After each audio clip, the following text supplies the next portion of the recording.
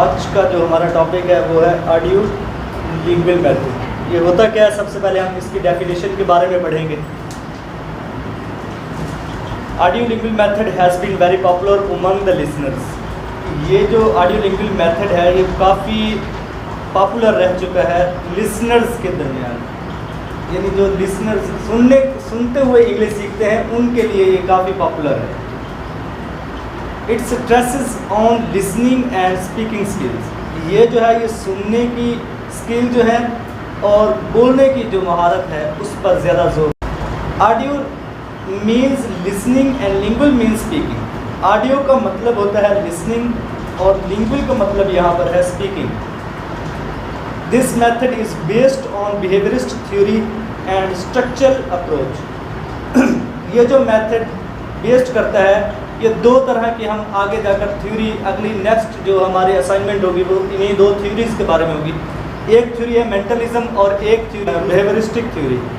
Behaviouristic theory में कुछ अलग चीज़ें बयान की गई हैं कि जो हम फर्स्ट लैंग्वेज या सेकंड लैंग्वेज सीखते हैं उसके लिए क्या क्या टेक्निक्स इस्तेमाल की जाती है, और मेंटलिज्म थ्योरी में अलग चीज़ें बताई गई हैं कि किस तरह जो फर्स्ट लैंग्वेज सीखी जाती है और इसी तरह दूसरी सेकंड लैंग्वेज को सीखा जाता है। तो ये जो बेस करती है ये बिहेवियरिस्टिक थ्योरी पर बेस करती है।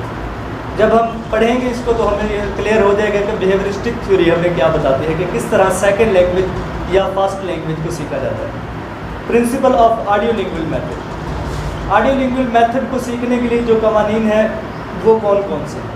The main aim of this method, इसका जो मेन मकसद है इज़ टू प्रिपेयर लर्नर, वो सीखने वालों को तैयार करना है फॉर कम्युनिकेशन, बातचीत के लिए।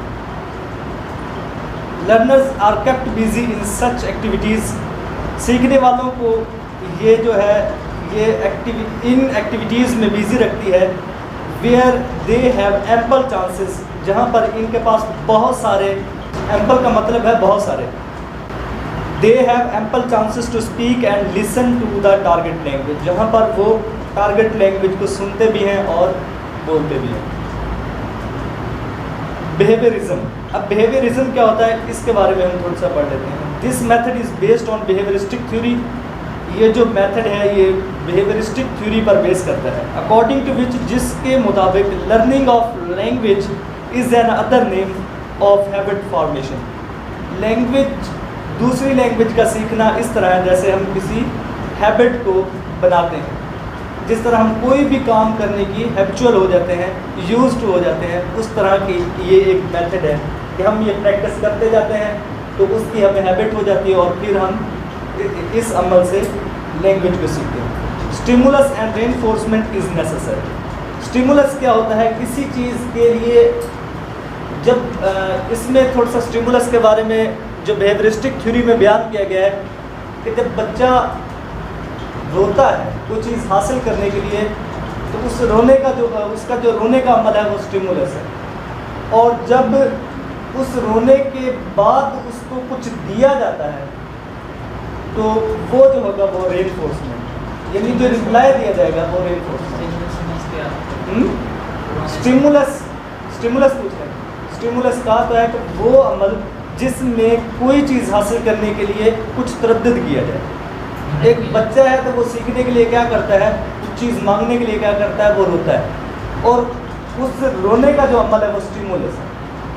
और जब उसको दोबारा उस रोने के बदले में कुछ ना कुछ बिस्किट, केक, कुछ भी दिया जाए तो ये जो चीज़ें हैं इनको रेनफोर्समेंट कहते हैं।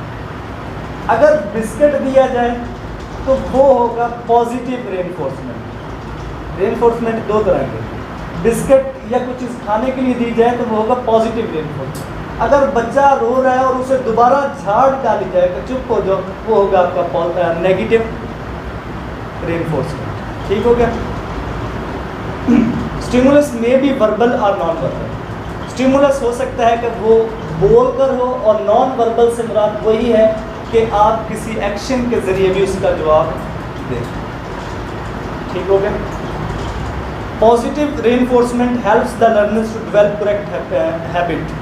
जो पॉजिटिव रेनफोर्समेंट है, पॉजिटिव मैंने अभी बताया है, जो आपका अच्छा रवैया है, अच्छा जवाब होगा तो वो जो होगा वो एक अच्छी हैबिट बनाने के लिए कारआमद होगा। स्ट्रेस ऑन स्ट्रक्चर, इस मेथड में क्या किया जाता है, स्ट्रक्चर पर जोर दिया जाता है। जुमले को बोलने के लिए पूरे का पूरा जुमला ही बोलना, सुनना पड़ता है और फिर बोलना पड़ता है। This method is based on structural approach. छोटी छोटी ग्रामर की चीज़ें इनमें नहीं देखी जाती, पूरे का पूरा स्ट्रक्चर जुमले का जैसा है वैसे का वैसा बना बनाया जुमला हमारे कानों में पड़ा और हमने उसकी प्रैक्टिस करना शुरू कर दी, और उस प्रैक्टिस के बाद फिर हमारी वो हैबिट बन गई, और हैबिट जब बन जाती है तो फिर हम उस चीज़ के यूज टू हो जाते हैं, यूज टू होने के बाद हम उसे ईजिली बोल सकते हैं। स्ट्रक्चर ऑफ ग्रामर इज़ एम्फिसाइज्ड, जो ग्रामर का स्ट्रक्चर है इसमें ज़ोर दिया जाता है, क्योंकि अगर आपने स्ट्रक्चर कोई जुमला बना बनाया सीखना है तो हो सकता है कि हम सुनते हुए कोई गलती करें, ठीक हो गया। तो इसलिए ग्रामर पर भी थोड़ा हल्का फुल्का जोर दिया जाता है, इतना ज़्यादा जोर नहीं दिया जाता, ज़्यादातर यही जोर दिया जाता है कि आपने जुमला सुनना है और बोलना है। Learning in natural way, audio lingual method tries to provide real situation. Audio lingual method जो है वो रियल, जिस तरह हम बचपन में फर्स्ट लैंग्वेज को सीखते हैं इस तरह की हमें सिचुएशन प्रोवाइड करता है। मच टाइम इज़ यूटिलाइज्ड, बहुत ज़्यादा टाइम ज़ाया होता है इन डूइंग प्रैक्टिस, ये काम करने में जो प्रैक्टिस हम करते हैं बोलने की, इन टारगेट लैंग्वेज जो हम सीख रहे हैं। No use of mother tongue, यहाँ पर माँ बोली ज़बान को इजाज़त नहीं दी जाती, मादरी ज़बान नहीं बोलनी चाहिए। Mother tongue is avoided, mother tongue से बचाया जाता है टू पॉसिबल एक्सटेंट, जहाँ तक मुमकिन हो सके, बट इट इज़ नेसेसरी, लेकिन थोड़ा सा ज़रूरी है। Minimum use of mother tongue is allowed, कुछ जो थोड़ी बहुत मदर टंग है उसकी भी हमें ज़रूरत पड़ती है। जब टीचर सिखा रहा होता है तो बाद दफ़ा ऐसा होता है कि जुमले की समझ नहीं आ रही होती, और फिर टीचर जो होता है वो उस जुमले को मदर टंग में बताता है स्टूडेंट्स को। Techniques of audio lingual method, following are the technique of audio lingual method. क्या हो गया?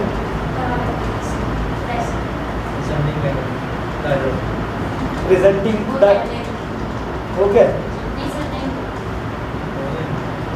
नहीं हुआ तो हम दोबारा कर लेते हैं। The teacher इंटर्स the classroom and speaks in target language, teacher जो है वो क्लासरूम में दाखिल होता है और टारगेट लैंग्वेज में ही बोलता है। He directs to look at the picture, वो पिक्चर्स पर देखता है। On the chart or book, जो कि बुक पर या चार्ट पर लगी होती है। दीज पिक्चर आर हेल्पफुल, ये जो पिक्चर होती है ये मददगार साबित होती है in what is being talked about in dialogue, कि उन्होंने डायलॉग में किस मौजू पर बात करनी है। पिक्चर को देखकर वो फिर उन पर बात करने की कोशिश करते हैं। ड्रिलिंग एक्सरसाइज क्या होता है? Single slot, multiple slot drilling, chain drill and answer drill are repeated several time. Single slot हो गया, मल्टीपल स्लॉट हो गया, ड्रिलिंग हो गया, मशकी हो गई। चैन ड्रिल से मुराद ये होता है कि बाहर से मुनीब आता है और कमरे में दाखिल होता है। मैं कहता हूँ कि आप कहाँ से आए हैं, तो मुनीब आगे से जवाब देता है कि मैं फ़लाँ जगह से आया हूँ। फिर मैं इनसे पूछता हूँ कि आपको मैंने ये बुक दी थी, इसकी फ़ोटोकॉपी करवानी थी, करवा दी है। तो फिर ये छोटे छोटे इन तरह के जुमले जो होते हैं ये चैन ड्रिल कहलाते हैं। एक बात को आगे बढ़ाना, एक ही टॉपिक को लेकर छोटे छोटे जुमलों में आगे बढ़ाना, ये चैन ड्रिल होती है। एंड आंसर ड्रिल के बारे में पहले मैं बता चुका हूँ। आर रिपीटेड सेवरल टाइम्स, बहुत दफ़ा ये मशक की जाती है। New structure is drill much time as possible, new structure पर बहुत ज़्यादा मशक की जाती है, जितना ज़्यादा मुमकिन हो सके। प्रेजेंटिंग न्यू वोकैबुलरी, अब न्यू वोकैबुलरी जो होती है वो प्रेजेंट की जाती है। The teacher presents new vocabulary, teacher जो होता है वो नई वोकैबुलरी को प्रेजेंट करता है and introduces it in dialogue, और फिर डायलॉग में उन्हें सिखाता है, इंट्रोड्यूस करता है, उनका मुतारफ़ करवाता है। एक जुमले को एक वर्ब उसने दी, लेकिन उस वर्ब को क्या किया, उसने डायलॉग में बताया। ही rights words on the white board, वो वाइट बोर्ड पर लिखता है and explain meaning in target language, और फिर इन अल्फाज को टारगेट लैंग्वेज में एक्सप्लेन करता है, ना कि हमारी जो लैंग्वेज है मदर टंग इसमें नहीं वो एक्सप्लेन करता। New structure, the teacher selects an unfamiliar structure. Teacher जो है वो अनफेमिलियर, जिनसे हमारा पहले रब्ता नहीं हुआ था, वो चीज़ें जिनके बारे में हम नहीं जानते, अनफेमिलियर से मुराद ये है। स्ट्रक्चर, उन स्ट्रक्चर के बारे में टीचर हमें इंट्रोड्यूस कराता है and he rights it on board, और फिर वो बोर्ड पर उन स्ट्रक्चर्स को लिखता है। The class repeats it many times. जो क्लास है वो इसे काफ़ी बार इन नए स्ट्रक्चर को क्या करती है, रिपीट करती है।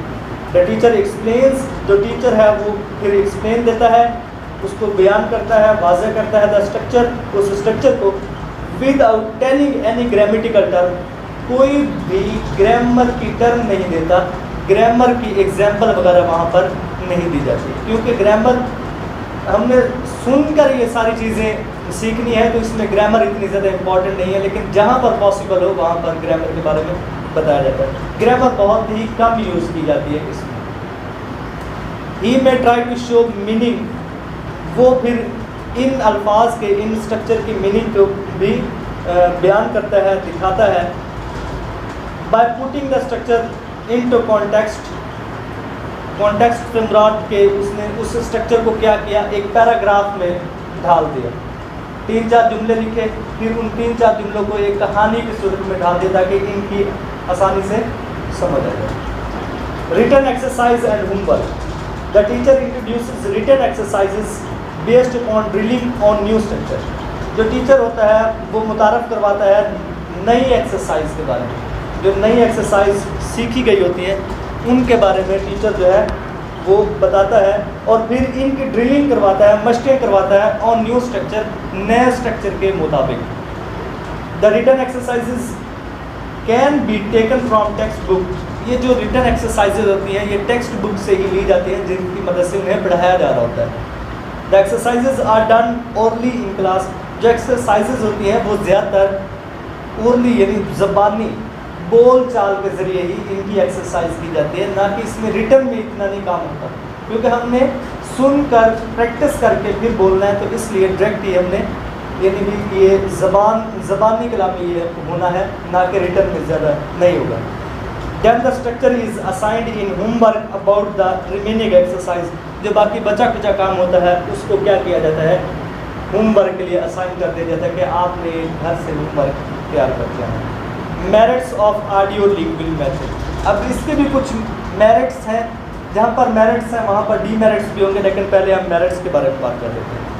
Both the teacher and learner remain active. Teacher और जो सीखने वाला है वो एक्टिव रहता है, कोई सुस्ती वगैरह इतनी ज़्यादा पैदा नहीं होती, क्योंकि जुमलों को सीखा, प्रैक्टिस करते गए, फिर बोलना शुरू कर देते हैं, तो इसलिए एक्टिव होता है। ग्रामर की टेंशन नहीं है, जिस तरह सर ने सिखा दिया वैसे रट्टा लगा के हमने बोल दिया। Learners feel confidence in learning L2। L2 से मुराद लैंग्वेज 2 है, सेकेंड लैंग्वेज। अब जो लर्नर्स है वो कॉन्फिडेंस फील करता है दूसरी सेकेंड लैंग्वेज को सीखते हो, ना उसे ग्रामर सीखनी पड़ी, ना उसे कोई इसके बारे में मज़ीद मालूमात हासिल करनी पड़ी, बस उस method METHOD, method METHOD, this method gives practice in 4 language skills. ये जो है ये 4 लैंग्वेज स्किल्स की प्रैक्टिस देता है, लिखना, पढ़ना, लिसनिंग करना और फिर उनको बोलना, ये 4 प्रैक्टिस होगी। Learners fluency in speaking improves. जो लर्नर सीखने वाला होता है उनकी जो बोलने की स्पीड होती है वो बेहतरीन हो जाती है, वो इम्प्रूव होती है। Mentally satisfaction of the students is observe. जो स्टूडेंट्स की मेंटली सेटिस्फिकेशन होती है वो इस मेथड में ऑब्जर्व की जा सकती है, इजीली देखा जा सकता है कि वो अच्छी तरीके से सीख रहे हैं। The learners learns correct structure, इसकी मदद से वो जिस तरह उन्होंने स्ट्रक्चर को सुना उसी तरह फिर वो बोल देते हैं। जाहिर सी बात है जो पढ़ाने वाला है वो सही ही स्ट्रक्चर में उनको जुमले सिखाएगा, ना कि ग्रामर का मसला होगा। कोई भी इस तरह की उनको जो सिखाने वाला है वो उनको बिल्कुल स्ट्रक्चर के मुताबिक ही जुमला बताएगा, फिर वो उसकी ड्रिलिंग करेगा और फिर उसको बोलेगा। अब डीमेरिट्स भी हैं, demerits of audio lingual method. Language is learn only at functional level. ये जो लैंग्वेज सीखी जाती है ये फंक्शनल लेवल पर सीखी जाती है। जिस तरह क्रिकेटर होते हैं उन्होंने सिर्फ क्रिकेट की जो महदूद हद है उसी के लिए सीखना है, इसके अलावा वो कोई और यूज़ नहीं कर सकते। एक फंक्शनल लेवल से मुराद के आप जिस काम से जिस फील्ड से आपका तल्लक है उसी फील्ड के बारे में आप लैंग्वेज सीखते हैं। Creative aspects of language are affected. जो क्रिएटिव एस्पेक्ट होते हैं, जो हम खुद ब खुद जुमले बनाने की कोशिश करते हैं, वो इफेक्टेड हो जाते हैं। हमने सुनना है, रट्टा लगाना और बोलना है। नए स्ट्रक्चर को खुद ब खुद लर्नर को बहुत मुश्किल होता है जो नया स्ट्रक्चर उन्होंने बनाना होता है। Wastage of time is always there. तो जो टाइम का वेस्ट है, ज़ाया होना, वो यहाँ पर बहुत ज़्यादा होता है। Grammar rules are not clear. Grammar के जो रूल्स होते हैं वो भी क्लियर नहीं होते, क्योंकि सुना प्रैक्टिस की और बोल दी, ग्रामर का पता ही नहीं। Only fluency in speech is target. सिर्फ स्पीच बोलने की स्पीड ही यहाँ पर टारगेट होती है, उसके अलावा कोई और ग्रामर की क्लियरेंस वगैरह कोई नहीं है, कोई सेंस नहीं यहाँ पर इसमें मेथड में होता। जुमला आप जिस तरह सुनते हैं उसी तरह फिर बोल देते हैं। अब इसकी कंक्लूजन करते हैं, ख़त्म करते हैं कि क्या कहते हैं। वी कैन से डैट, हम ये कह सकते हैं the main aim of this method is to prepare learners for communication.